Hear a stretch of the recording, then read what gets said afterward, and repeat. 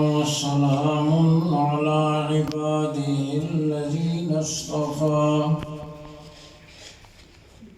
خصوصا على سيدنا ومولانا محمد المصطفى وعلى آله وأصحابه أجمعين أولي الصدق والصفاء. أما بعد فأعوذ بالله من الشيطان الرجيم. بسم الله الرحمن الرحيم.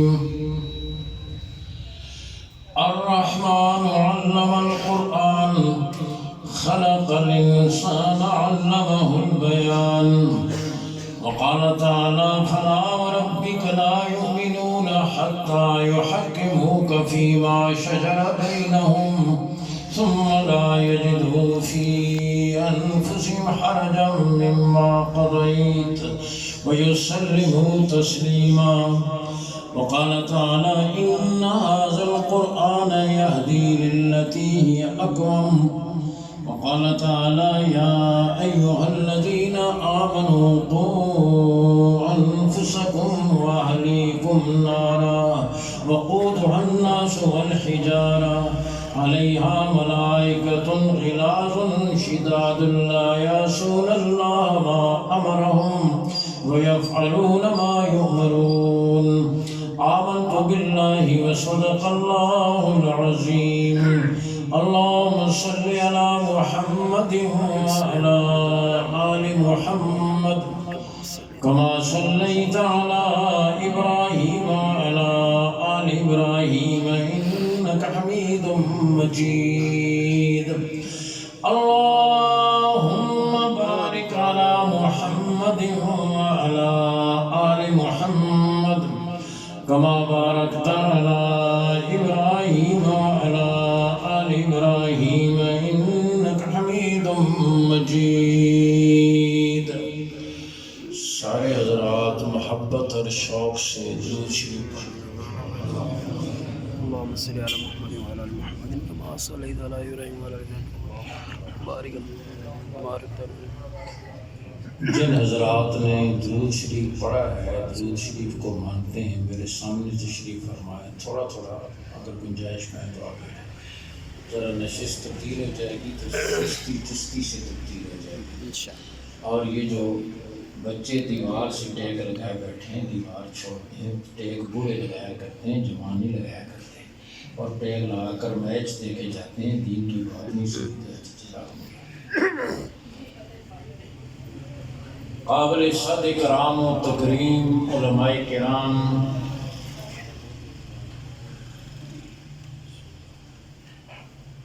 بالخصوص مخدوم و محترم مخدوم العلماء، استاذ العلماء، استاذ الحفاظ، پیکر اخلاص حضرت مولانا قاری فضل ربی صاحب دامت برکاتہم، تحریک اشاعت اسلام اڈیالہ روڈ کے امیر، جامع المحاسن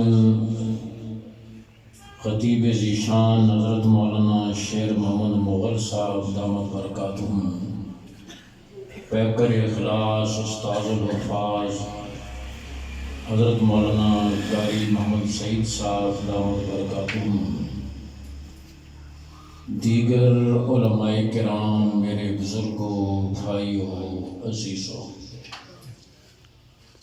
آپ مجھ سے پہلے منظوم کلام بھی سن چکے ہیں اور حضرت مولانا شیر محمد مغل صاحب کی نہایت جامع گفتگو کہ انہوں نے دریا کو کوزے میں نہیں بلکہ دریا کو پیالے میں بند کر دیا. مسجد جس نے اللہ کے لیے مسجد بنائی، کس کے لیے؟ اللہ کے. کس کے لیے؟ اللہ کے. اپنی چودراہٹ کے لیے نہیں، مسجد کا صدر بننے کے لیے نہیں. مسجد کا صدر بن کر مولوی کو تنگ کرتا رہے. صدر بننے کے لیے نہیں، اپنی چودراہٹ کے لیے نہیں، نام کے لیے نہیں، کس کے لیے؟ اللہ کے. اللہ کے لیے مسجد بنائی، اللہ اس کے لیے جنت میں گھر بنائے گا۔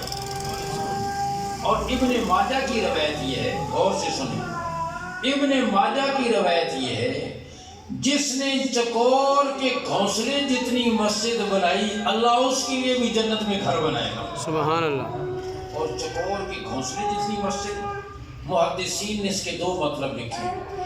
ایک تو یہ کہ چھوٹی سے چھوٹی مسجد بنائی، اللہ اس کے لیے بھی جنت میں گھر بنائے گا۔ دوسرا مطلب یہ لکھا کہ چکور کے گھونسلے جتنی، یعنی ایک اینٹ جتنی۔ میں پشاور سے واپس آ رہا تھا، جہانگیرہ کے قریب ایک ہوٹل میں چائے پینے کے لیے رکے، تو ایک پنجرے میں ایک پرندہ تھا۔ میں نے ہوٹل والے سے پوچھا یہ کیا پرندہ ہے؟ اس کا چکور ہے۔ میں جلدی سے گیا، چونکہ حدیث میں پڑھ رکھا تھا جس نے چکور کے گھونسلے جتنی مسجد بنائی، اور محدثین نے لکھا کہ جس نے ایک اینٹ جتنی مسجد بنائی، اللہ اس کے لیے بھی جنت میں گھر بنائیں گے۔ تو واقعتاً وہ ایک اینٹ جتنا ہی تھا، تو فرمایا جس نے ایک اینٹ جتنا بھی مسجد کی تعمیر میں حصہ ڈالا، اللہ اس کے لیے بھی جنت میں گھر بنائیں گے۔ سبحان اللہ۔ اور رب نے گویا یہ سودا کر لیا، فرمایا تم دنیا میں میرا گھر بناؤ مٹی کی اینٹوں سے، میں جنت میں تمہارا محل بناؤں گا سونے چاندی کی اینٹوں سے۔ تم مٹی کا گارا لگاؤ، میں مشک اور زعفران کا گارا لگاؤں گا۔ تم پتھر کا فرش ڈالو، میں زمرد اور یاقوت بچھا دوں گا۔ تم پانی کا انتظام کرو، میں کوثر اور تسنیم کے چشمے جاری کر دوں گا۔ دعا کرو اللہ ہمیں مسجد سے تعلق نصیب فرمائے۔ اتنی اہمیت بیان فرمائی مسجد کے آباد کرنے والوں کو، آپ نے اتنی بڑی بشارت دی۔ میں اختصار سے عرض کر رہا ہوں، آگے چلتا ہوں۔ آپ صلی اللہ علیہ وسلم کی مسجد میں ہجرت کے 9 سال بعد حضرت تمیم داری رضی اللہ تعالیٰ نے پہلی دفعہ تیل کا چراغ جلایا۔ ہجرت کے 9 سال تک مسجد نبی میں اندھیرے میں نماز ہوتی تھی۔ 9 سال کے بعد تیل کا چراغ تو 9 سال کے بعد جلا، لیکن ہدایت کے چراغ پہلے دن سے روشن تھے۔ ایمان کے چراغ، ہدایت کے چراغ، اخلاق کے چراغ، سخاوت کے چراغ، شجاعت کے چراغ پہلے دن سے۔ مسجد کچی تھی اور نمازی پکے تھے۔ آپ نمازی، مسجدیں پکی ہو گئی اور نمازی کچے۔ ہاں کوئی 8 کا ہو گیا، کوئی 8 کا ہو گیا۔ ہاں نمازی بھی کئی قسم کے ہو گئے۔ ایک نمازی ہوتا ہے نا 8 کا، جو 8ویں دن جمعے کی نماز پڑھتا ہے۔ ایک نمازی ہوتا ہے کاٹ کا، جو جنازے کی نماز پڑھتا ہے۔ کاٹ کا بھائی کہتے ہیں جو جنازے کی نماز پڑھتا ہے، اور ویسے فرض نماز نہیں پڑھتا۔ اس دن مونچھوں کو تیل لگا کر بڑی پگڑی باندھ کر پہلی صفحہ 7 صفحہ بناؤ، 7 نہیں بننی ہے تو 5 بنا لو۔ یہ وہ ہوتا ہے جس کو جنازے کی دعا بھی نہیں یاد ہوتی، اور بول اس لیے رہا ہوتا ہے تاکہ پتہ چل جائے کہ چودھری صاحب بھی آئے ہوئے ہیں، راجہ صاحب بھی موجود ہیں۔ حاضری لانی تھی استاد جی، حاضری لانی تھی۔ ہاں اللہ کے یہاں حاضری نہیں لگاتا، ہاں ان کے حاضری لگاتا ہے۔ یہ نمازی کون سا ہوتا ہے؟ کاٹ کا۔ ایک ہوتا ہے نمازی 360 کا، جو عید کی نماز پڑھتا ہے، فرض نماز نہیں پڑھتا۔ عید کے دن جائے نماز لے کر کاٹن کا سوٹ کھڑ کھڑ کرتا ہوا اور جناب پہلی صف میں آ کر بیٹھتا ہے، پھر نماز کے بعد مولوی صاحب کو خوب دبا کے گلے ملتا ہے۔ میں کہتا ہوں کہ تمہیں 5 روپے دینے پہن نہ گلے ملتے ایک بھی نہ آوے کریم مولوی صاحب، اسی جتیاں چاہ کے، ہاں جو کہ پیسہ تو لگتا کوئی نہیں، اور گلے مل کر زبان حال سے کہہ دیتے ہیں خیر ہوئی تو اگلے سال بہتر۔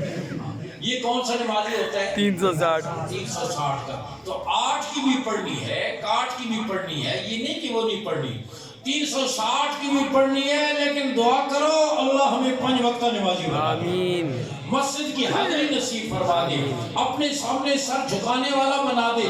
دوستو یہ اللہ کا انعام ہے کہ اللہ نے آپ کو مسجد سے، مدرسے سے، قرآن سے، صاحب قرآن صلی اللہ علیہ وسلم سے نسبت عطا فرمائی۔ اس وقت آپ اللہ کے گھر میں ہیں، اللہ کے گھر کے ساتھ آپ کو نسبت ہے، اور یاد رکھیں آپ آئے نہیں ہیں، آپ کو لایا گیا ہے۔ آپ چل کر نہیں آئے، آپ کو چلا کر لایا گیا ہے۔ آپ بیٹھے نہیں، آپ کو بٹھایا گیا ہے۔ آپ رکے نہیں ہیں، آپ کو اللہ کی طرف سے روکا گیا ہے۔ وہ کسی کو باہر روک کے رکھتا ہے، کسی کو اندر۔ علماء نے لکھا ہے، علماء نے لکھا ہے کہ آدمی نے سامان خریدا مسجد سے، مزدور کرائے پر لیا، یہ سامان میرے گھر پہنچا دو۔ مزدور نے سامان اٹھایا، مالک بھی چل پڑا، مسجد کے پاس سے گزرے، مغرب کی اذان ہوئی، حی علی الصلاۃ کی آواز آئی، حی علی الفلاح کی ندا آئی، مزدور نے سامان رکھا اور مسجد میں چلا گیا۔ میرے رب کا بلاوا آ گیا، میں نے نماز پڑھنی ہے، جلدی ہو تو دوسرا مزدور دیکھ لیں، نہیں تو نماز کے بعد نہیں جائیں۔ دوستو یہ وہ دور تھا، امت کی عروج اور ترقی کا یہ وہ دور تھا جس میں مزدور سے لے کر بادشاہ وقت تک سارے نمازی ہوا کرتے تھے۔ سبحان اللہ۔ آج ہمارا صدر وزیر اعظم کی نماز پڑھنے فیصل مسجد آ جائے نا، عید کی خبر چھپتی ہے، دیکھو صدر صاحب نماز پڑھے، کبھی بڑی دن ہوئی، جس طرح جنگل کے جاگڑ شہر میں آ جائے تو اوپر لگتا ہے، دیکھو صدر صاحب ہو کر مسجد میں آ گئے۔ حالانکہ جو امت کی عروج کا دور تھا، آج یہ امت کے تنزل کا دور ہے، ذلت کا دور ہے، اور یہود و نصارہ کی غلامی کا دور ہے۔ ہماری قسمت کے فیصلے یہود و نصارہ کے ایوانوں میں ہوتے ہیں اور ہم فتح کے جشن مناتے ہیں۔ کہاں سے آزادی ہے ہماری؟ امت کے عروج کا دور بتاؤں، خواجہ بختیار کاکی کلہ والے گزرے ہیں ہندوستان میں، ان کا انتقال ہوا۔ سلطان التمش وقت کے حکمران ہیں، خواجہ بختیار کاکی کا جنازہ تیار ہوا، صفیں بن گئی، میت رکھی ہوئی ہے۔ سلطان التمش آئے، دیکھا میت پڑی ہوئی ہے، جنازہ تیار ہے، امامت کے لیے کوئی نہیں آگے بڑھ رہا۔ پوچھا دیر کس کی ہے، انتظار کس کا ہے؟ بتایا گیا خواجہ صاحب کی وصیت یہ تھی، نماز جنازہ وہ پڑھائے جس کی تہجد اور عصر کی سنتیں کبھی قضا نہیں ہوں۔ اس شک پر اپنے آپ کو پورا کوئی نہیں پاتا، اس لیے دیر ہو رہی ہے۔ سچائی اور دیانت کا دور تھا، آج کا ہوتا تو ویسے ہی کوئی سرما ڈال کر آگے ہو جاتے ہیں جناب۔ سلطان التمش صفوں کو چیرتے ہوئے آگے آئے، آ کر خواجہ صاحب کی پیشانی پر بوسہ دیا اور کہنے لگے خواجہ صاحب آپ کو کیا پڑی تھی کہ آپ نے میرا راز فاش کر دیا؟ جب سے پالی ہوں نہ تہجد کبھی قضا ہوئی ہے، نہ عصر کی سنتیں کبھی قضا ہوئی ہیں۔ وقت حکمران ہے، پاکیزہ عقیدوں کا یہ اثر تھا، اقتدار پر پہنچ کر بھی وہ پاکیزہ ہے۔ تو میں عرض کر رہا تھا، مزدور نے سامان رکھا، اندر چلا گیا، مالک دروازے پر کھڑا ہے، مغرب کے فرض پڑے، سنتیں پڑھی، اوابین کے نوافل شروع کر دیے، مالک باہر دروازے پر کھڑا ہے، 2 نفل پڑھ کے سلام پھیرا، مالک نے آواز دی جلدی کرو دیر ہو رہی ہے، اس نے 2 نفل اور شروع کر دیے، ان سے سلام پھیرا، یہ اور اس سے جلدی کرو نا دیر ہو رہی ہے، اس نے 2 نفل اور شروع کر دیے، ان سے سلام پھیرا، تو یہ غصے میں جھنجلا کر بولا جلدی کرو نا دیر ہو رہی ہے، آتے کیوں نہیں؟ اس نے اندر سے چپکے سے دھیمی آواز میں کہا آنے نہیں دیتا، آنے نہیں دیتا۔ یہ چودھری قسم کا آدمی تھا، مونچھوں والا، کہہ رہا کون نہیں آنے دیتا؟ اس نے کہا جو تمہیں اندر نہیں آنے دیتا، جو تمہیں اندر نہیں آنے دیتا وہ مجھے باہر نہیں جانے دیتا۔ معلوم ہوا کوئی ایسی ذات ہے جو کسی کو اندر روک کے رکھتی ہے، کسی کو باہر روک کے رکھتی ہے۔ دعا کریں اللہ ہمیں اپنے گھر کی نسبت نصیب فرمائے۔ آمین۔ اور دوستو نسبت سے قیمت بدل جاتی ہے، نسبت سے قیمت بدل جاتی ہے۔ عام پتھر ہے کہیں گلی میں کسی بلڈنگ میں لگا ہوا، اور ایک وہ پتھر ہے جس کو مسجد سے نسبت ہو گئی، اب کوئی ناپاک قدم اس پتھر پہ نہیں پڑ سکتے۔ مسجد کے ساتھ نسبت ہوتی اس پتھر کی قیمت بدل گئی۔ عام کپڑا ہے، کپڑے کی دکان پہ پڑا ہوا ہے، پاک ناپاک ہر ایک اس کو ہاتھ لگاتا ہے، 1 میٹر کپڑا کٹ کر قرآن مجید کا غلاف بن گیا۔ اب جو عزت قرآن کی وہ عزت اس غلاف کی، کپڑے کی، کوئی ناپاک اسے ہاتھ۔ عام گتا ہوتا ہے، کوئی پنکھا چلتا ہے، کوئی برتن ڈھانپتا ہے، لیکن وہ گتا قرآن مجید کی جلد بن گیا، اب کوئی ناپاک اسے ہاتھ۔ دوستو کپڑا اور گتا قرآن سے وابستہ ہو جائے، جو عزتیں پا لیتا ہے میرے نبی کا امتی وابستہ ہو جائے گا، کتنی قیمت پالے گا؟ بے شک۔ میں عرض کر رہا ہوں نسبت سے قیمت بدل بدل جاتا ہے۔ بلال حبشے کا کالا غلام، موٹی ناک، چپٹی ناک، موٹے موٹے ہونٹ، غلام، لیکن آقا سے نسبت ہوئی، ہاں حضور کے قدموں میں پہنچا۔ اب بلال کالا ہے، گورا نہیں، خوبصورت ہے، خوبصورت نہیں، غلام ہے، آزاد نہیں، دور کا ہے، نزدیک کا نہیں، گھر کے باہر کا ہے، گھر کے اندر کا نہیں، زمین پہ چلتے قدموں کی آہٹ جنت میں سنائی دیتی ہے۔ حضور صلی اللہ علیہ وسلم کے ساتھ نسبت ہوئی، بلال کو کتنی عظمتیں ملی۔ جس دن بلال کا انتقال ہوا، فاروق اعظم جیسی جری شخصیت بول اٹھی، لوگوں کوئی یہ نہ سمجھے کہ آج کسی غلام کا انتقال ہوا ہے، الیوم مات سید، آج ہمارے سروں کا تاج چلا گیا۔ بلال کو نسبت ہوئی، ساری دنیا کے ولی کتب ابدال مل کر کسی صحابی کے مرتبے کو، بلال کے مرتبے کو نہیں پہنچ سکتے، اس لیے کہ بعد والے ریاضت مجاہدہ سب کچھ کر سکتے ہیں، لیکن وہ آنکھیں کہاں سے لائیں گے جن آنکھوں سے حضور کے چہرے انور کی زیارت کی؟ وہ کان کہاں سے لائیں گے جن کانوں سے انہوں نے حضور کے ارشادات کو سنا ہے؟ وہ نمازیں کہاں سے لائیں گے جو نمازیں انہوں نے حضور کی اقتداء میں پڑھی ہیں؟ وہ نکاح کے خطبے کہاں سے لائیں گے جو انہوں نے حضور صلی اللہ علیہ وسلم سے پڑھوائے ہیں؟ دوستو، نسبت سے قیمت بدل جاتی۔ مکہ مکرمہ پہلے سے عظمت والا شہر چلا رہا تھا، اور حضور تشریف لائے تو قرآن نے کیا کہا؟ فرمایا لا اقسم بہذا البلد، میرے محبوب میں اس شہر کی گلیوں کی قسم کھاتا ہوں۔ کیوں میرے رب؟ جہاں بیت اللہ ہے فرمایا وہ تو پہلے بھی تھا، زمزم کا کنواں ہے محبوب وہ تو پہلے بھی تھا، صفا اور مروہ ہے فرمایا وہ تو پہلے بھی تھے، مینا مزدلفہ عرفات ہے محبوب وہ تو پہلے بھی تھے۔ پھر میرے رب آپ اس شہر کی عظمت کی قسم کیوں کھاتے ہیں؟ فرمایا وانت حل بہذا البلد، میرے محبوب اس لیے کہ آپ کے مبارک قدم اس شہر میں لگ گئے ہیں۔ سبحان اللہ۔ حضور سے نسبت ہوئی، مکہ مکرمہ کی عظمتوں کو چار چاند لگ گئے۔ مدینہ منورہ جسے یثرب کہا جاتا تھا، حضور سے نسبت ہوئی، مدینہ المنورہ ہو گیا، طیبہ ہو گیا، طابہ ہو گیا۔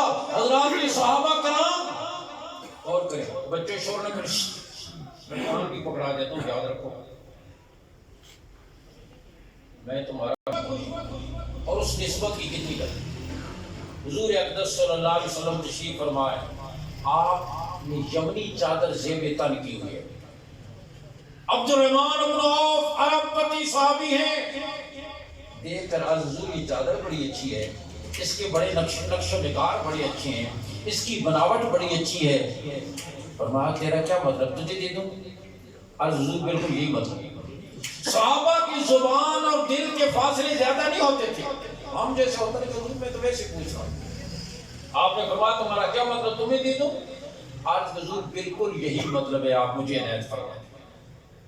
آپ نے اٹھا کر انہیں دے دی چادر لے کر۔ عبد الرحمن عرض حضور میرے پاس چادروں کی کمی نہیں، میں تو کپڑے کا عالمی تاجر ہوں، منقش چادروں کی کمی بھی نہیں، یمنی چادروں کی کمی بھی نہیں، قیمتی چادروں کی کمی بھی نہیں، یہ چادر میں نے اس لیے لی آپ کے جسم مبارک کے ساتھ لگ گئی، میں اسے محفوظ رکھوں گا، وصیت کروں گا اس چادر میں مجھے کفن دیا جائے۔ سبحان اللہ۔ عبد الرحمن نے وہ چادر رکھی اور اس چادر میں انہیں کفن دیے۔ حضور مسجد میں تشریف فرما ہے، ایک بچہ ہے، حضور میری والدہ کہہ رہی ہیں آپ اپنی دو قمیص سے عنایت فرما دیں، ہم برکت کے لیے گھر میں رکھیں گے۔ آپ نے فرمایا تم جاؤ، میں کوئی انتظام کر کے دے دوں گا۔ وہ پھر واپس آیا، میری والدہ کہہ رہی ہیں حضور جو آپ نے پہنی ہوئی ہے یہی قمیص عنایت فرما دیں۔ وہ آپ نے قمیص اتار کر اس بچے کو دے دی۔ خود آپ ایک تہمت میں مسجد میں تشریف فرما ہوئے، رب ذوالجلال نے جبریل امین کو بھیجا، جبریل جاؤ جا کر میرے محبوب سے یہ کہو لا تجعل یدک مغلولۃ الی عنقک ولا تبسطها کل البسط، میرے محبوب اتنی سخاوت نہ کیجیے کہ آپ کو تنگی اٹھانا پڑے۔ آپ صلی اللہ علیہ وسلم پر میرے رب نے پابندی لگا دی، لیکن نبوت کا مزاج بھی معلوم ہو گیا، صحابہ کو اس نسبت کی عظمت اور قدر بھی معلوم ہو گئی۔ سبحان اللہ۔ آپ مرض الوفات میں آخری ایام میں آپ تشریف لائے، آپ ممبر پہ تشریف فرما ہوئے، صحابہ کو خطبہ دیا اور رحمت دو عالم صلی اللہ علیہ وسلم نے فرمایا میرے جاننے سارو اگر میں نے اپنی زندگی میں کسی کو کوئی تکلیف پہنچائی ہو کسی کو کوئی اذیت پہنچی ہو تو آج میں حاضر ہوں مجھ سے بدلہ لے لے کہ آخرت کا معاملہ بڑا سخت ہے امت کو میرے آقا نے تعلیم دے دی صحابی اٹھے حضور آپ صفوں کو سیدھا فرما رہے تھے چھڑی سے آپ نے مجھے پیچھے کیا آپ نے میری پیٹھ پر چھڑی ماری میں آج اس کا بدلہ چاہتا ہوں چیخیں نکل گئی حضرات صحابہ کرام کی کہ یہ کیا کر رہے ہیں آپ نے فرمایا میں حاضر ہوں صحابی چھڑی لے کر قریب ہوئے اور عرض کرنے حضور اس وقت میری پشت پر قمیص نہیں تھی آپ کی پشت پہ قمیص آپ نے فرمایا قمیص ہٹا لو اور میری پشت حاضر ہے آپ صلی اللہ علیہ وسلم نے پشت مبارک سے قمیص ہٹائی صحابی آگے بڑھے اور لپٹ گئے آپ کے جسم اطہر سے چوم لیا مہر نبوت کو عرض کر حضور میرا بدلہ ہو گیا میں نے یہ تدبیر اس لیے اختیار کی آج آپ دنیا سے تشریف لے جانے والے میرا جسم آپ کی جسم مبارک کے ساتھ لگ جائے گا تو میرے جسم پر جہنم کی آگ حرام ہو جائے گی سبحان اللہ حضرات صحابہ کرام کو اس نسبت کی اتنی قدر اور میں عرض کر رہا ہوں حضور صلی اللہ علیہ وسلم کے ساتھ جس چیز کی نسبت ہو گئی وہ ساری کائنات سے عزت والی اور آج ہم یورپ کی اور یہود و نصارہ کی خلیج زندگی کو اپنا مقتدا بنائے ہوئے ہیں ہیرے پھینک کر ہم نے کنکر جمع کر لیے ہیں اپنی زندگیوں میں اور اپنے دامن میں حالانکہ عزتیں عظمتیں روشن خیالی ترقی سکون وقار تہذیب لے کر ہی حضور تشریف لائے بے شک ان بیچاروں کو تہذیب کا کیا پتہ جہاں ماں بیٹی کی تمیز نہیں ہے ہاں اور بھائی اور شوہر کی تمیز نہیں ہے جو حیوانوں سے بدتر زندگی گزار رہے ہیں آج ہم ان اندھوں کے پیچھے چل رہے ہیں یاد رکھیں ساری عزتیں عظمتیں ساری روشنیاں حضور لے کر تشریف لائے دعا کرو اللہ ہمیں حضور کی ایک ایک ادا سے محبت نصیب آمین ربیع الاول کا پیغام بھی یہی ہے سیرت کا پیغام بھی یہی ہے کہ تو مت دیکھ دنیا کیا کر رہی ہے ایک طرف محبت کا دعویٰ اور دوسری طرف نافرمانی شاعر کیا کہتے ہیں تاثر رسول و تظہر حبہ البہذا العمری فی الفعال بدیو لو کان حبک صادقا لاتاتہ ان المحب لمن یحب مطیع تو رسول کی نافرمانی بھی کرتا ہے اور محبت کے نعرے بھی لگاتا ہے میری عمر کی قسم محبت اور نافرمانی دونوں جمع نہیں ہو سکتی جیسے روشنی اور اندھیرا آگ اور پانی رات اور دن سایہ اور دھوپ دونوں جمع نہیں ہو سکتے محبت اور نافرمانی کبھی جمع نہیں ہو سکتا جس سے محبت ہوتی ہے اس کی ہر ادا سے محبت ہوتی ہے اس کے یاروں سے محبت ہوگی اس کی اہل بیت سے محبت ہوگی اس کی زبان سے محبت ہوگی اس کے شعر سے محبت ہوگی اس کی لائی ہوئی مبارک زندگی سے محبت ہوگی جس کو محبت ہوتی ہے نا اس کی نظر میں پھر اور کوئی چشتہ نہیں یہ لیلا مجنون آپ سنتے رہتے ہیں نا یہ جو مجنون تھا نا اس کا نام مجنون نہیں تھا اس کا نام قیس تھا یہ عرب کا نوجوان تھا حضرت حسن رضی اللہ عنہ کے زمانے میں تھا لیلا پر فریفتہ ہو گیا ہر وقت اسی کی سوچوں میں گم ہر وقت اس کے باپ نے بڑی کوشش کی سمجھایا نکاح کا بھی پیغام بھیجا وہ نہیں مانے اس کے باپ نے کہا چل میں تجھے حج پر لے جاتا ہوں وہاں اس کے عشق سے توبہ کر وہاں ملتزم پر دھکیل دیا جا یہاں توبہ کر تو وہ ملتزم پر چلا گیا اور کیا کہتے جا کے کہتے الہی تبت من کل المعاصی ولیکن من حب لیلا لا اتوب اے اللہ سارے گناہوں سے معافی مانگتا ہوں لیکن لیلا کی محبت کے گناہ سے معافی نہیں مانگتا آپ نے کہا کم بختہ تجھے میں یہاں لے کر آیا ہوں تو یہاں بھی یہ کہہ رہے ہیں خیر راستے میں مل گیا حضرت حسن رضی اللہ عنہ انہوں نے فرمایا قیس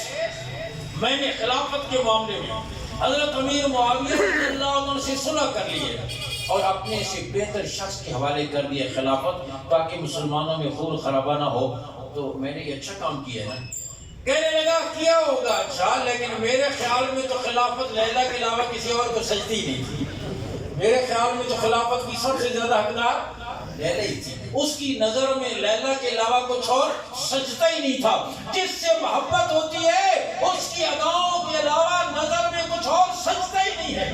یہ کیسی محبت کی شکل کسی کے حوالے، قمیص کسی کے حوالے، سلوار کسی کے حوالے، معاشرت کسی کے حوالے، عدالت کسی کے حوالے، تجارت کسی کے حوالے، ایمان کسی کے حوالے، اور محبت کے نعرے بھی. میں کہا کرتا ہوں اگر محبت کے ساتھ یہ حال ہے، عشق کے ساتھ، عشق نہ ہوتا تو پھر پتہ نہیں کیا حال ہوتا.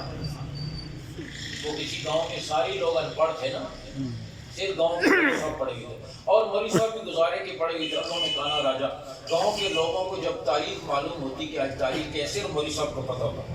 انہوں نے یہ انتظام کر رکھا تھا کہ اپنے گھر میں گھڑا رکھا ہوا تھا. پہلی تاریخ کو اس میں کھجور کی ایک گٹھلی ڈال دیتے، اگلے دن ایک اور ڈال دیتے، روز ایک گٹھلی ڈال دیتے. پھر جب کوئی تاریخ پوچھنے آتا گھڑا الٹاتے، گٹھلیاں گنتے، بتا دیتے آج ہی تاریخ. گاؤں کے شرارتی بچوں کو پتہ چل گیا. انہوں نے بہت سی گٹھلیاں اٹھا کر گھڑا ایسے بھر دیا جیسے ہمارے یہاں ووٹوں کے بکسے نہیں بھرے جاتے. پھر کوئی آدمی تاریخ پوچھنے کے لیے آیا تو مولوی صاحب اندر گئے تو وہاں تو موسم ہی بدلا ہوا تھا. قوم کا بھرپور اعتماد اور منڈیٹ ہاں گھڑا بھرا ہوا تھا. خیر انہوں کو پسینہ آ گیا، حساب غلط ہو گیا، گھڑا اٹھایا، گٹھلیاں گنی، باہر تشریف لائے، پسینہ پوچھا. اس نے پوچھا حضرت آج کیا تاریخ ہے؟ انہوں نے پسینہ پوچھے تاریخ آج 75 ہے. اس نے کہا مولوی صاحب اللہ کا خوف کرو، تاریخ بھی کبھی 75 ہوئی ہے. انہوں نے کہا اللہ کا خوف کر کے کام بتا رہا ہوں، ورنہ تاریخ تو 400 سے اوپر چلی گئی. آج ہمارا بھی یہ حال، عشق کے ساتھ اگر یہ حال ہے تو عشق نہ ہوتا تو پھر پتہ نہیں. آج آپ یقین کریں ذلت کو ہم نے عزت سمجھ لیا. خرد کا نام جنو رکھ دیا، جنو کا نام خرد، تنزل کا نام ترقی رکھ دی، ذلت کا نام عزت رکھ دی. حالانکہ یہود و نصارہ کے طریقوں میں سراسر ذلت ہے. آج ہم کھڑے ہو کر کھانے کو عزت سمجھتے، ان کے لباس اور ان کے رنگ میں رنگے جانے کو عزت سمجھتے، ان کے طرز پر معاشرت اور معیشت کو عزت سمجھتے ہیں. حالانکہ واللہ سراسر یہ ذلت ہے، ذلت. ایران سے ایک آدمی آیا نا ہندوستان کو دیکھنے کے لیے، تو کسی مٹھائی کی دکان سے بغیر پوچھے اس نے مٹھائی کھا لی.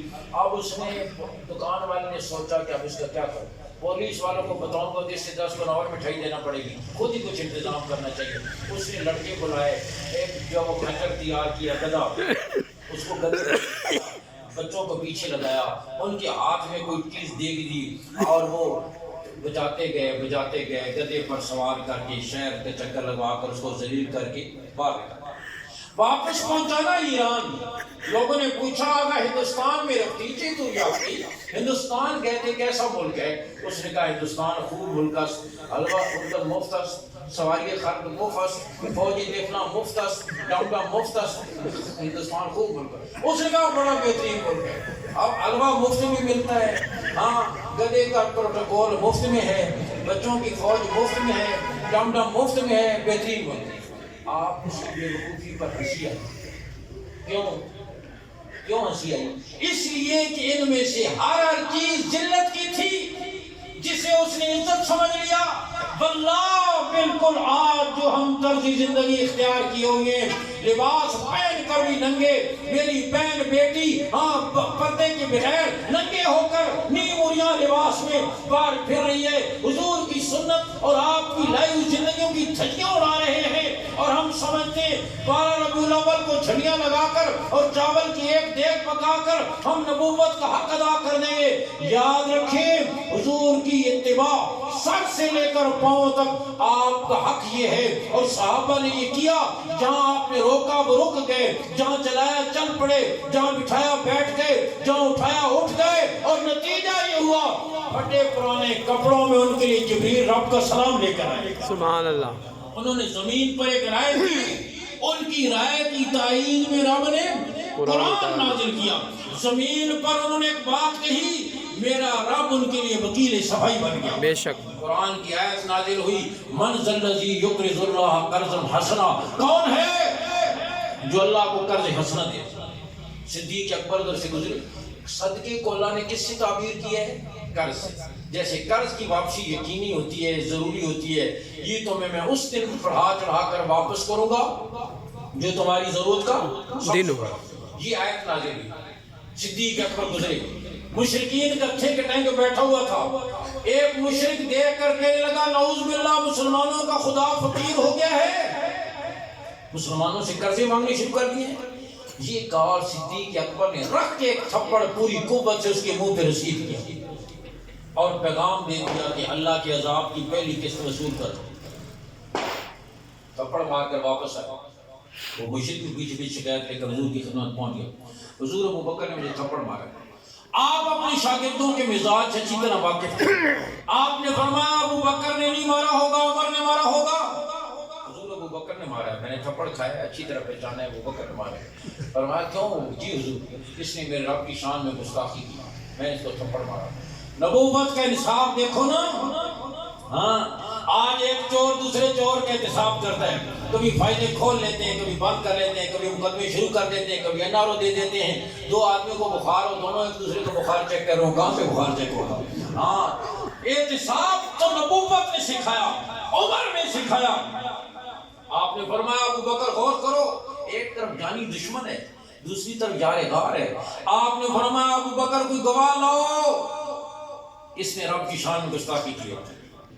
عرض حضور مجلس ساری مشرکین کی تھی، مسلمان تو وہاں تھا کوئی نہیں، گواہ کہاں سے؟ آپ نے فرمایا ابو بکر جو بھی ہے ضابطہ یہی ہے، گواہ لانا پڑے گا۔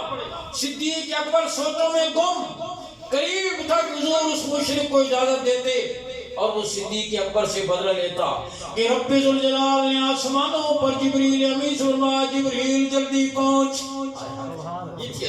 جبریل جلدی پہنچ، اگر زمین والوں میں ابو بکر کی گواہی دینے والا کوئی نہیں تو آسمانوں پر رب جو موجود ہے۔ قد سمع اللہ قول الذین قالوا ان اللہ فقیر ونحن اغنیاء، ہم نے خود سنا اس مشرک نے کہا اللہ فقیر ہے اور ہم غنی ہیں، خود رب ذوالجلال صدیق اکبر کے لیے وکیل صفائی بن گئے۔ سبحان اللہ۔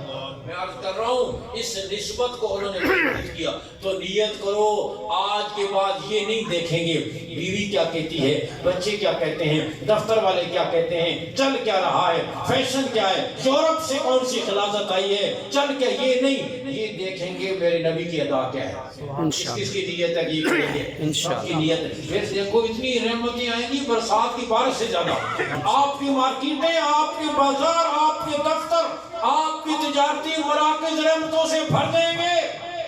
دوسرا قرآن سے، قرآن والوں سے نسبت مضمون، میں نے عرض کیا آج مسجد سے، مدرسے سے، حضور کی لائی ہوئی زندگی سے، قرآن والوں سے تعلق توڑنے کی کوشش کی جا رہی ہے۔ اور اسلام غصہ تو اسلام پر ہوتا ہے، نکالتا مولوی پر ہے۔ اسلام کو گالی دینا اتنا جلدی آسان نہیں ہے، مولوی کو گالی دینا آسان، اندر بغض اسلام کے بارے میں ہوتا ہے، نکالتا۔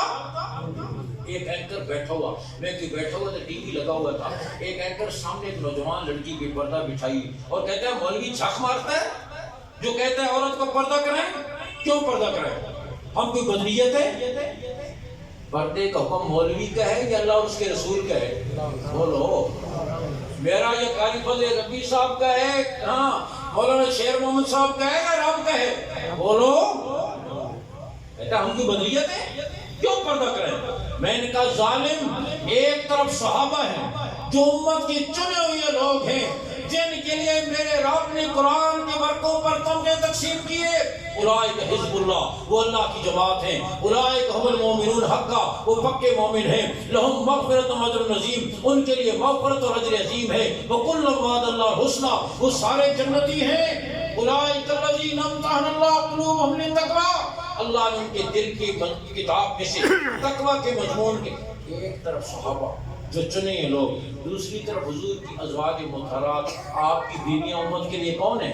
مائیں، وازواجہ امہاتہم، ایک طرف صحابہ جیسے مقدس لوگ، دوسری طرف ازواج مطہرات۔ قرآن کیا کہتے ہیں؟ اذا سألتموہن متاعا فاسألوہن من وراء حجاب، اور روحانی بیٹو تمہیں روحانی ماؤں سے کوئی بات کرنی ہو تو پردے کے پیچھے کرو، یہ تمہارے اور ان کے دلوں کے لیے پاکیزگی کا باعث ہے، تمہارے دل زیادہ صاف ہوں گے ان سے۔ پاکستان کے بڑے نامور خطیب گزرے ہیں، قاضی احسان احمد شجاوادی رحمۃ اللہ ریل پہ سفر کر رہے تھے، سامنے والی سیٹ پر کوئی بابو قسم کا آدمی بیٹھ گیا اور بس کے اڈے پر ریلوے اسٹیشن پر گاڑی کی سیٹ پر کوئی مولوی ہتھے چڑھ جائے پھر بڑا شوق ہوتا ہے استفادہ کرنے کا۔ میرا خیال ہے حضرت کو استفادہ کریے گاڑی کا، ہاں دکان بند کر کے نہیں آتا استفادہ کرنے کے لیے، دفتر سے چھٹی کر کے نہیں آتا استفادہ کرنے کے لیے، جمعے کے دن اس وقت آتا ہے جب عربی کا خطبہ ہو رہا ہوتا ہے اور مسجد میں یوں تنگ بیٹھا ہوتا ہے جیسے کوزے میں جن نہیں پھنسا ہوتا، لیکن راستے میں کوئی چڑھ جائے نا مولوی، اس لیے کہ دکان کا کام تو ہوتا کوئی نہیں ہے نا، دفتر کا کام کوئی نہیں ہوتا، پھر خوب مغز چڑھ کہتے ہیں حضرت پردے کے بارے میں آپ کا کیا خیال ہے؟ قاضی صاحب سمجھ تو گئے کیا کہنا چاہتے ہیں، کہنے کہ کیا مطلب آپ مجھے پردے میں لے جانا چاہتے ہیں یا مجھ سے پردہ کرنا چاہتے ہیں؟ کہا نہیں، یہ جو عورتوں کا پردہ ہے اس بارے میں آپ کا کیا خیال ہے؟ قاضی صاحب کہنے آپ کا کیا خیال ہے؟ کہنا میرا خیال تو یہ ہے بہن کسی کی، بہو کسی کی، بیٹی کسی کی، ہم اس کو کیوں دیکھیں، اس کو پردہ کرانے کی ضرورت نہیں، وہ تو ننگی پھرتی رہے، ہم کنٹرول کریں نا۔ انہوں نے کہا کہ یہ ایسے نہیں سمجھے گا۔ قاضی صاحب کے پاس تھیلا تھا، تھیلے میں لیمو تھا، چھری تھی، گلاس تھا، انہوں نے ایک لیمو نکالا اور اس کے سامنے چھری سے کاٹ کر گلاس میں سے نچوڑنے لگے، اور لیمو سامنے نچوڑا جائے تو منہ میں پانی آتا ہے، آپ تو سن کر منہ میں پانی آ رہا ہوگا۔ اس سے قاضی صاحب نے کہا بابو جی منہ میں پانی تو نہیں آ رہا؟ کہا آ رہا ہے۔ کہنے لگے لیمو میرا، چھری میری، گلاس میرا، تیرے منہ میں پانی کیوں آ رہا ہے؟ کنٹرول کرنا۔ اس نے ہاتھ جوڑے، کہا جی سمجھ آ گئی۔ میں عرض کروں آج اس انداز میں علماء سے متنفر کرنے کی کوشش کی جا رہی ہے۔ آج بھی میرے دوستو جو دین ہماری زندگیوں میں موجود ہے، کسی کے ہاتھ میں تسبیح ہے، اس کے پیچھے مولوی اور مدرسہ ہے، زبان پر اللہ کا ذکر ہے، اس کے پیچھے مولوی اور مدرسہ ہے، ماتھے پر سجدے کا نشان ہے، اس کے پیچھے مولوی اور مدرسہ ہے، گھر سے تلاوت کی آواز آ رہی ہے، اس کے پیچھے مولوی اور مدرسہ ہے، رات کی خلوتوں میں ندامت کے آنسو بہا رہا ہے، اس کے پیچھے مولوی اور مدرسہ ہے، اگر کوئی جج عدالت میں انصاف کے تقاضوں کو پورا کر رہا ہے، اس کے پیچھے مولوی اور کسی خیر کا کھرا اور نشان قدم تلاش کریں، آپ کو ہر خیر کے پیچھے مولوی اور مدرسہ نظر۔ آپ کہیں مجھے تو والد صاحب نے نماز سکھائی ہے، تو تیرے والد صاحب کو بھی کسی مولوی نے سکھائی ہے نا، میں نے تو کتاب کو مطالعہ کیا ہے، تو دینی کتاب بھی کسی عالم اور مفتی نے لکھی ہے نا، کسی سائنسدان نے تو نہیں لکھی۔ دین پہنچنے کا کوئی بھی ذریعہ ہو، اس کے پیچھے علماء، اس لیے مدرسے کی قوت پورے دین کی قوت اور مدرسے کی کمزوری پورے دین کی کمزوری ہے۔ آج کہا جاتا ہے ہمیں ڈاکٹر ضرورت ہے، انجینئر ضرورت ہے، سائنسدان ضرورت ہے، ملا معاشرے پر بوجھ ہے۔ بے شک ڈاکٹر، انجینئر، سائنسدان ضرورت ہے۔ ڈاکٹر کی ضرورت سے انکار کرنے والا کوئی پاگل ہی ہوگا، دیوانہ ہی ہوگا۔ دل کی بندوں کو کون کھولے گا؟ میں تو نہیں کھول سکتا قاری صاحب، کیوں جی؟ سدرۃ المنتہا والے قاری صاحب، ہاں آپ تو نہیں کھول سکتے، ہاں ڈاکٹر نہیں کھولے گا۔ بلند و بالا عمارتیں کون تعمیر کرے گا؟ نہیں کرے گا، ہم سے تو نہیں ہوتی۔ وہ ہمارے سروں کا تاج ہے، ہمارے سرمایہ ہے، ہماری آنکھوں کی ٹھنڈک ہے، وہ کوئی اچھا کام کرے ہمارے سر فخر سے بلند ہو جاتے ہیں۔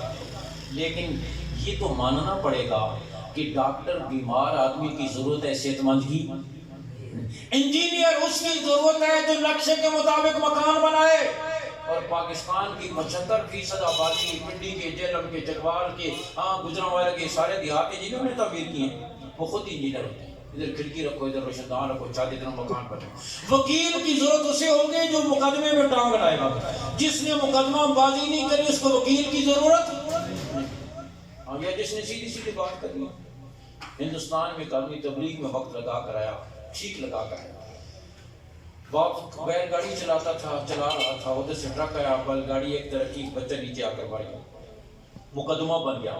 انگریز جج کے سامنے پیش ہوا، اس نے کہا بچہ کیسے مرے؟ کہا میں جا رہا تھا بیل گاڑی پر، ٹرک آ گیا، بیل گاڑی ایک طرف کی تو میری بیل گاڑی کے نیچے آ کر بچہ مر گیا۔ اس نے کہا سچ کون بولتا ہے؟ جس کے دماغ میں خراب۔ پھر دوسری تاریخ پوچھا کیسے مرا؟ کا بتایا جو تھا، میری بیل گاڑی کے نیچے آ گئی۔ لوگوں نے ایسا نہ کرا، تو وکیل کا وکیل کیا کرے گا؟ کہا تیری بات کو ذرا اچھے انداز پیش۔ وکیل نے پوچھا کیا ہوا؟ اس نے کہا بیل گاڑی کے نیچے۔ نہیں کہ اس طرح نہیں کہنا ٹرک کے نیچے آ کر مرا۔ اس نے کہا مرا جو بیل گاڑی کے نیچے ہے، ہاں کہا ورنہ پھر مارے جاؤ گے، مارے جاؤ گے۔ اس نے کہا ویسے نہیں مروں گا۔ اب یہ الگ بات ہے کہ جھوٹ بول کر مروں یا سچ بول کر مروں، مرنا تو میں نے ہے، بیل گاڑی کے نیچے آ کر مرا۔ وکیل نے کہا پھر تمہیں میری ضرورت نہیں۔ تو وکیل کی ضرورت اسے ہوگی جو مقدمے میں ٹانگ اڑائے گا. جس نے مقدمہ بازی نہیں کی اس کو وکیل کی ضرورت. معلوم ہوا ڈاکٹر کسی کی ضرورت ہے کسی کی نہیں, انجینئر کسی کی ضرورت ہے کسی کی نہیں, وکیل کسی کی ضرورت. لیکن دینی رہنمائی اگر مسلمان ہے تو مسلمان نہیں تو پھر تو ملا کی کوئی ضرورت اس میں شک نہیں. لیکن اگر تو مسلمان ہے تیرے سامنے آخرت ہے تو پھر بوڑھا ہو یا جوان, مرد ہو یا عورت, شہری ہو یا دیہاتی, تندرست ہو یا بیمار, امیر ہو یا غریب, امت مسلمہ بلکہ انسانیت کے بچے کی ضرورت ہے. بے شک بچہ دنیا میں قدم رکھتا ہے سب سے پہلے اس کے کان کے راستے رب کی عظمتوں کا پیغام اس کے دل تک پہنچانا ہوتا ہے. اذان کہتے ہیں نا, کون آئے گا؟ میڈیکل اسپیشلسٹ آئے گا. ہاں کوئی وزیر لاؤ گے اس بیچارے کو تو اذان سورہ اخلاص آتی ہے, تقریر کرتے ہوئے کہتے ہیں پڑھو درود شریف کو. پھر ساری زندگی جائز ناجائز حلال حرام کی تمیز کے لیے مولوی کی ضرورت. آخری وقت میں اسپتال والوں نے کہہ دیا لے جاؤ بزرگوں کو گھر, اب مریض کو دوا کی نہیں دعا کی ضرورت ہے. پھر قاری صاحب کی کنڈی کھڑکائی کہ سورہ یاسین پڑھو, بزرگوں کی طبیعت ٹھیک نہیں. قاری صاحب نے سورہ یاسین پڑھی, بزرگوں کی روح پرواز کر. اب روح نکلنے کے بعد کسی ڈاکٹر کی ضرورت ہے, انجینئر کی کسی کی ضرورت نہیں. لیکن عالم دین کی اب بھی تجھے ضرورت ہے. تیری آخری خدمت بھی سنت کے مطابق غسل کیسے دینا ہے, کفن کیسے ہوگا, جنازہ کیسے پڑھنا ہے, قبر کیسے بنانی ہے, قبر میں کیسے اتارنا ہے, قبر میں رکھنا کیسے ہے. روح نکلنے کے بعد کسی شعبے کی ضرورت نہیں ہوتی لیکن دین کی ضرورت. تیری آخری خدمت بھی یہی ملا کرتا ہے. وہ اسلام آباد میں ہمارے دوست لڑکی جمعے کے دن گدھا مر گیا. انہوں نے سی ڈی اے والوں کو فون کیا کہ کوئی گاڑی بھیجو, یہ مرا پڑا ہے, لوگ نماز کے لیے آئیں گے, بو آ رہی ہے, ان کو تکلیف ہوگی. وہاں کوئی مسخرہ بیٹھا تھا, اس کا آپ کون بول رہے ہیں؟ کہا میں مسجد کے امام خطیب بول رہا ہوں. کہنے لگا یہ غسل کفن تو آپ لوگوں کی کام ہے. انہوں نے کہا کام تو ہمارے ہی ہے لیکن رشتہ داروں کو بھی اطلاع کرنی ہوتی ہے نا, پارسوں کی مرضی کے بغیر تو ہم کچھ نہیں کر سکتے نا. میں نے اس لیے فون کیا ہے کہ رشتہ دار یہاں مرا پڑا ہے تو یہ آخری خدمت بھی تیری وہی کرتا ہے. تیرے رشتہ دار مٹی ڈال کر فارغ ہو جاتے ہیں, اب بھی یہ ملا تیری قبر کے سرانے کھڑے ہو کر قرآن پڑھتا ہے, اب بھی تیرا محسن نہیں. تجھے انگلی پکڑ کر نماز پڑھنا سکھایا, تجھے بسم اللہ پڑھنا سکھایا, تجھے اعوذ باللہ پڑھنا سکھایا, سب پہ کھڑا ہونا سکھایا, وضو سکھایا, حلال حرام کی تمیز سکھائی. چپراسی سے کم تنخواہ پہ گزارا کر کے کسی مسجد کے تنگ حجرے اور چوک میں رہ کر بھی تیرا رشتہ کلمے سے ٹوٹنے نہیں. میں عرض کر رہا ہوں یہ علماء سے طلب. اور پھر کتنی فتنے آئے اس 1400 سالہ دور میں. ان علماء کی کوششوں سے الحمدللہ ان فتنوں کے سیاہ پردے چاک ہوئے. میں ذرا سی جھلک عرض کر کے ختم کرتا ہوں. شاہ عبداللہ ہندوستان میں انگریز کا جب غلبہ ہوا, پادری برساتی میڈموں کی طرح پھیل گئے تاکہ شکوک و شبہات پیدا کریں, لوگوں کو اسلام کے بارے میں شک میں مبتلا کریں. ایک پادری آیا شاہ عبدالعزیز محدث دہلوی رحمہ اللہ کے پاس, آ کر فارسی کے شعر میں اس نے فتنہ پیش کیا. کہا کسی بگفت عیسیٰ ز مصطفیٰ عالم ای بزیر زمین دفن وہاں بوجھ سماج. کسی نے کہا ہے کہ عیسیٰ علیہ السلام حضور صلی اللہ علیہ وسلم سے افضل ہے کہ حضور تو زمین میں آرام فرما رہے ہیں اور عیسیٰ علیہ السلام آسمانوں پر ہیں. اور ہمارا ایمان ہے کہ قیامت کے قریب تشریف لائیں گے, حضور کے امتی بن کر تشریف لائیں گے. اپنی امت کے لیے تو کیا ہوں گے؟ نبی. اور مرزائی دھوکہ دیتا ہے, تم کہتے حضور کے بعد کوئی نبی نہیں آئے گا تو عیسیٰ علیہ السلام نہیں آئیں گے. تو عیسیٰ علیہ السلام نبی بن کر نہیں آئیں گے, کیا آئیں گے؟ امتی بن کر آئیں گے. اور پھر یہ ہے کہ عیسیٰ علیہ السلام کو نبوت حضور کے بعد ملی ہے یا پہلے ملی ہے؟ بولو پہلے ملی ہے. اب یہ نئی نبوت لے کر اپنی امت کے لیے تو نبی, اس امت کے لیے امتی. اور ایک وقت میں دو حیثیتیں بھی ہو سکتی ہیں. ایک وقت میں باپ بھی ہوتا ہے, بیٹا بھی ہوتا ہے. اپنے بیٹے کے لیے کیا ہے؟ باپ. اور اپنے باپ کے لیے کیا ہے؟ بیٹا. تو ایک ہی وقت میں باپ بھی ہے, بیٹا بھی ہے. اس نے کہا عیسیٰ علیہ السلام افضل ہوئے کہ وہ آسمانوں پر ہیں. شاہ عبدالعزیز اللہ کی قبر پہ کروڑوں نعمت نازل فرمائے. سنتے ہی فرما لگے گفتمشی حجتت کبھی نیس کہ حباب پر سرے آپ گوہ کر دے دریاس. میں کہتا ہوں تیری یہ دلیل کبھی نہیں, اس لیے کہ بلبلہ پانی کے اوپر ہوتا ہے, موتی تو سمندر کی تہ میں ہوتا ہے. یہ فرما رہا ہو پادری, ایک اور آیا مولانا رحمۃ اللہ کے رحمۃ اللہ کے پاس، تم جو کہتے ہو ان اللہ علی کل شیء قدیر، بڑا نازک سوال کیا، اللہ ہر چیز پر قادر ہے، بتاؤ اللہ تعالیٰ دوسرا خدا پیدا کرنے پر قادر ہے یا نہیں؟ اس کا خیال یہ اگر کہتے ہیں قادر ہے، میں کہوں گا خدا پھر ایک نہ رکھ کر تو دو ہو گئے، اور اگر دو ہو سکتے ہیں تو تین بھی ہو سکتے ہیں، جیسے عیسائیوں کا تثلیث کا عقیدہ ہے، اور اگر کہتے ہیں نہیں تو پھر میں کہوں گا پھر ان اللہ علی کل شیء قدیر کا کیا مطلب ہے؟ انہوں نے فرمایا تیرے کتنے بیٹے ہیں؟ کہنے لگے 4۔ کہنے لگے 5واں بھی پیدا کر سکتے ہو یا نہیں؟ کہا کر سکتا ہوں۔ کہا چھٹا؟ کہا کر سکتا ہوں۔ کہنے لگے باپ بھی پیدا کر سکتے ہو یا نہیں؟ کہا نہیں، میرے گھر میں جو بھی پیدا ہوگا 5واں ہوگا یا چھٹا ہوگا بیٹا ہی ہوگا، باپ نہیں ہو سکتا۔ ان کا اللہ بھی دوسرا خدا پیدا کرنے پر قادر ہے، لیکن جو بھی پیدا ہوگا مخلوق کی ہوگی، خالق نہیں ہو سکتی۔ جو بھی پیدا ہوگا مخلوق کی ہوگی۔ ان علماء نے ان فتنوں کے سیاق، یہی اب شاہ عبدالعزیز کتب خانے میں بیٹھیں گے، ایک نوجوان دوڑتا جلدی کرے، غضب ہو گیا، وہ فنڈر پادری دلی کے چوک میں کھڑا انجیل ہاتھ میں لیے ہوئے چیلنج کر رہا ہے، میں انجیل آگ میں ڈالتا ہوں، تم قرآن آگ میں ڈالو، جو سچی کتاب ہوگی بچ جائے گی، جو غلط ہوگی جل جائے گی۔ ہندوؤں، مسلمانوں، عیسائیوں کا جمع غفیر ہے، آپ جلدی تشریف لے چلیں۔ شاہ صاحب اٹھ کر چل دیے، وہ کہنے لگا حضرت قرآن تو لے لیں صاحب، فرمایا ضرورت نہیں، ایسے کام چل جائے گا۔ تشریف لے گئے، وہ پادری کھڑا ہوا انجیل ہاتھ میں لیے چیلنج کر رہا ہے۔ شاہ صاحب نے جا کر فرمایا تو انجیل آگ میں ڈالے، میں قرآن آگ میں ڈالوں، یہ مناسب نہیں، تو انجیل کو سینے سے باندھ، میں قرآن کو سینے سے باندھتا ہوں، دونوں آگ میں چھلانگ لگاتے ہیں، میرا ایمان ہے جو سچی کتاب ہوگی کتاب بھی بچے گی، کتاب والا بھی بچے گا۔